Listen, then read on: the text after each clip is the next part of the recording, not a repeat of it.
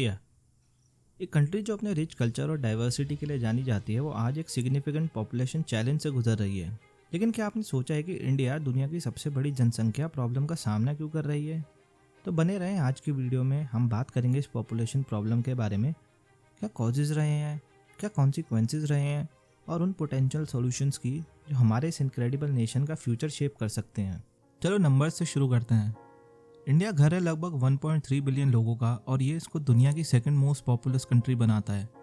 और हाल ही में आई यूएन की रिपोर्ट के मुताबिक इंडिया ने चाइना को ओवरटेक कर लिया है और मोस्ट पॉपुलेटेड कंट्री बन गई है वर्ल्ड की।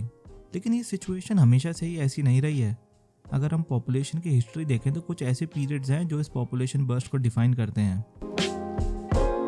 हिस्ट्री ऑफ पॉपुलेशन जानने के लिए हमें 20th सेंचुरी में चलना पड़ेगा। तो सबसे पहले शुरू होता है 1901 से 1921 का फेज़। इस पीरियड को स्टेगनेंट या स्टेशनरी फेज ऑफ ग्रोथ भी कहते हैं। इस फेज में ग्रोथ काफ़ी लो थी और यहाँ तक कि साल 1911 से 1921 में नेगेटिव ग्रोथ भी रिकॉर्ड करी गई है। बर्थ रेट और डेथ रेट दोनों हाई थे, जिससे ओवरऑल रेट ऑफ इंक्रीज लो था। ऐसा इसलिए था क्योंकि इन सालों में महामारियाँ या फिर आपदाओं ने इंसानी जीवन पर काफ़ी ज़्यादा असर किया था। फिर आता है 1921 से 1951 का फेज़। इस पीरियड को स्टेडी पॉपुलेशन ग्रोथ कहते हैं। इस फेज़ में ओवरऑल इम्प्रूवमेंट आया था हेल्थ और सैनिटेशन कंडीशंस में थ्रू आउट द कंट्री, जिससे मोरालिटी रेट कम हुआ था और इसी समय ट्रांसपोर्ट और कम्युनिकेशन सिस्टम भी इम्प्रूव हुआ था। बर्थ रेट इस फेज़ में हाई था, जिससे पिछले पीरियड से ज़्यादा ग्रोथ देखने को मिली थी। ये काफ़ी इम्प्रेसिव था क्योंकि ये उस पीरियड में आया था जब दुनिया द ग्रेट इकोनॉमिक डिप्रेशन और वर्ल्ड वॉर 1 से गुजर रही थी। फिर आता है 1951 से 1981 का पीरियड। इस पीरियड को पॉपुलेशन एक्सप्लोजन भी कहते हैं क्योंकि इस फेज़ में मोरालिटी रेट काफ़ी तेज़ी से नीचे गिरा था। हाई फर्टिलिटी रेट होने से एक पॉपुलेशन बर्स्ट आया था। जो annual growth rate of increase था वो एज हाई एज 2.2% था। इस पीरियड में आज़ादी के बाद से ही इंडिया में डेवलपमेंट एक्टिविटीज़ इंट्रोड्यूस करी गई थी एक सेंट्रलाइज्ड प्लानिंग के द्वारा, और इकोनॉमी भी बढ़ने लगी थी, जिससे लोगों की ओवरऑल लिविंग कंडीशंस इंप्रूव हुई थी। फिर आता है 1981 से प्रेजेंट। अगर हम 1981 से आज के टाइम देखें तो पॉपुलेशन ग्रोथ रेट हाई है, लेकिन टाइम के साथ साथ ये स्लो डाउन भी हो रहा है। बर्थ रेट में एक डाउनवर्ड ट्रेंड देखने को मिला है। जब भी किसी सिविलाइजेशन में लाइफ क्वालिटी इंप्रूव होती है तो पॉपुलेशन ग्रोथ अपने आप ही देखने को मिलता है, और यही केस इंडिया की पॉपुलेशन हिस्ट्री में भी देखने को मिलता है। जैसे ही टाइम के साथ लिविंग कंडीशंस इंप्रूव हुई तो इंडिया की पॉपुलेशन में भी एक बर्स्ट आया। अगर हम कॉजेज़ की बात करें तो कुछ ऐसे पॉइंट्स हैं जो इंडिया की पॉपुलेशन ग्रोथ पे अप्लाई होते हैं। कॉज नंबर 1 है इंक्रीज लाइफ एक्सपेक्टेंसी। 1900 के दशक में जैसे जैसे हेल्थ और सैनिटेशन फैसिलिटीज़ इंप्रूव हुई तो कंट्री की ओवरऑल पॉपुलेशन भी बढ़ी। लाइफ एक्सपेक्टेंसी इंक्रीज होने का एक कॉज ये है कि इंडिपेंडेंस के बाद से ही एक स्टेबल गवर्नमेंट आई जो लोगों के वेलफेयर के लिए काम कर रही थी और जिसने इंडिया का ओवरऑल इंफ्रास्ट्रक्चर डेवलप किया। कॉज नंबर 2 है लो एज ऑफ मैरिज। अब ये बात तो सबको पता है कि इंडिया में चाइल्ड मैरिज काफ़ी कॉमन थी कुछ टाइम पहले तक, और जैसे कि 1930s में 72% चाइल्ड मैरिजेस वो हैं वो 15 साल की उम्र से पहले करा दी जाती थी और 34% 10 साल की उम्र से पहले। जैसे जैसे टाइम बढ़ता गया ये एज ऑफ मैरिज भी आगे बढ़ती गई, लेकिन आज भी लड़कियों की शादी ऐसी एज में करा दी जाती है जिसके लिए शायद वो रेडी भी नहीं हो, अब चाहे वो सोशली हो या फिर इमोशनली हो। कॉज नंबर 3 है हाई लिटरेसी रेट। पुराने टाइम में इलिटरेसी भी एक काफ़ी बड़ा कॉज था हाई ग्रोथ ऑफ पॉपुलेशन में, क्योंकि इलिटरेसी ज़्यादा होने के कारण लोगों को फैमिली प्लानिंग के बारे में नहीं पता होता।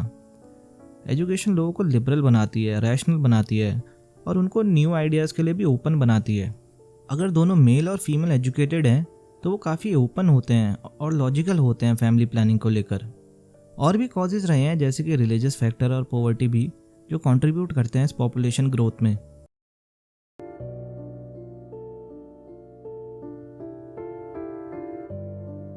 तो यार अब बात करते हैं उन मेजर प्रॉब्लम्स और कॉन्सिक्वेंसेस के बारे में जो हाई पॉपुलेशन की वजह से देखने को मिलते हैं। सबसे पहला है प्रेशर और फूड एंड हाउसिंग। पॉपुलेशन एक बहुत बड़ा फैक्टर है कि कैसे एक कंट्री के रिसोर्सेज डिस्ट्रीब्यूट होते हैं। जब ओवर पॉपुलेशन होती है तो फूड रिसोर्सेज पे काफ़ी ज़्यादा प्रेशर पड़ता है।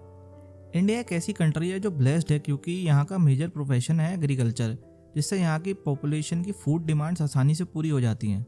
लेकिन यही बात हाउसिंग फैसिलिटीज़ पर लागू नहीं होती। हाई पॉपुलेशन होने के कारण सिटीज़ पे काफ़ी ज़्यादा प्रेशर पड़ता है, जिससे आज के टाइम में जो भी मेजर सिटीज़ हैं वो काफ़ी ज़्यादा कंजेस्टेड होते जा रही हैं। और आपने देखा ही होगा कि जो किसी भी स्टेट की कैपिटल होती है वो बहुत ज़्यादा कंजेस्टेड और भीड़ बड़ी होते जा रही है। फिर दूसरा ही उतना इम्पोर्टेंट फैक्टर होता है अनएम्प्लॉयमेंट। ये भी काफ़ी बड़ी प्रॉब्लम है जो हाई पॉपुलेशन की वजह से होती है। जहाँ भी ओवर पॉपुलेशन होगी वहाँ अनएम्प्लॉयमेंट बढ़ता जाएगा, क्योंकि भाई लोग बढ़ते जा रहे हैं लेकिन रिसोर्सेज तो उतने ही रहेंगे ना।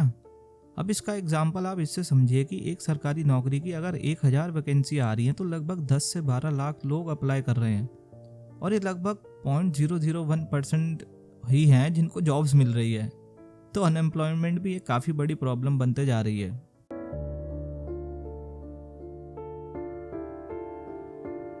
अब अगर सॉल्यूशंस की बात करें तो कुछ ऐसे पोटेंशियल सॉल्यूशंस हैं जिससे हम पॉपुलेशन कंट्रोल कर सकते हैं। तो सबसे पहले होगा promoting education about family planning. सबसे पहले तो यही होगा कि लोगों में अवेयरनेस फैलाई जाए। सबसे इम्पॉर्टेंट एस्पेक्ट है कि लोगों की सोच चेंज करनी है, और उसके लिए उनको एजुकेट करना बहुत ज़रूरी हो जाता है फैमिली प्लानिंग को लेकर। एजुकेशन को बढ़ावा देना और पॉपुलेशन कंट्रोल की इम्पोर्टेंस के बारे में अवेयरनेस फैलाना एक क्रूशल स्टेप हो सकता है। आज भी इंडिया में सेक्स एजुकेशन के बारे में उतनी जानकारी नहीं है, तो ये अगर करिकुलम में ऐड करने से लोगों को कॉन्ट्रासेप्शन और फैमिली प्लानिंग के बारे में पता चलेगा। फिर आता है मीडिया कैंपेनिंग। ये भी एक क्रूशल रोल प्ले कर सकता है पॉपुलेशन कंट्रोल की इम्पोर्टेंस और उसकी अवेयरनेस को बढ़ावा देने में। मीडिया को ऐसा कंटेंट बनाना चाहिए जो काफ़ी जागरूक हो और एंगेजिंग हो। ये टीवी पे एड्स भी हो सकते हैं, या फिर रेडियो पे शो हो, या फिर सोशल मीडिया पे पोस्ट ही क्यों ना हो। ज़्यादा ऑडियंस तक पहुंचने के लिए कैंपेनिंग को लोकल लैंग्वेज और कल्चरल रेफरेंस का यूज़ करना चाहिए, क्योंकि लोग ज़्यादातर उन मैसेजेस से ज़्यादा रिलेट कर पाते हैं जो उनकी लोकल लैंग्वेज से संबंध रखते हैं। फिर आता है एक्सेस टू हेल्थ केयर और family planning facilities. Health care और फैमिली प्लानिंग फैसिलिटीज़ का ईजिली एक्सेसिबल होना एक क्रूशल स्टेप होगा पॉपुलेशन कंट्रोल स्ट्रैटेजी में। इसमें शामिल होगा अफोर्डेबल और wide spread access, health care services, family planning options, contraceptives and education का प्रबंध करना। लोगों को उनके फैमिली साइज की इन्फॉर्म्ड चॉइस के बारे में चुनाव करने के लिए प्राइवेसी, कॉन्फिडेंशियलिटी बहुत इंपॉर्टेंट बन जाता है। और हाँ, हमें सोसाइटी में जो डिलेड पेरेंटहुड होता है ना, उसको भी एनकरेज करना चाहिए। ऐसा नहीं है कि आपने 20-22 साल की उम्र में शादी कर ली और अगले ही 1-2 साल में आपने बच्चे पैदा कर लिए। सोशल प्रेशर में नहीं, बल्कि प्रॉपर तरीके से फैमिली प्लानिंग को बढ़ावा देना बहुत ज़रूरी मुद्दा बन गया है। तो ये सब एक ज़रूरत है हेल्दी पॉपुलेशन डेमोग्राफिक्स को बनाए रखने में।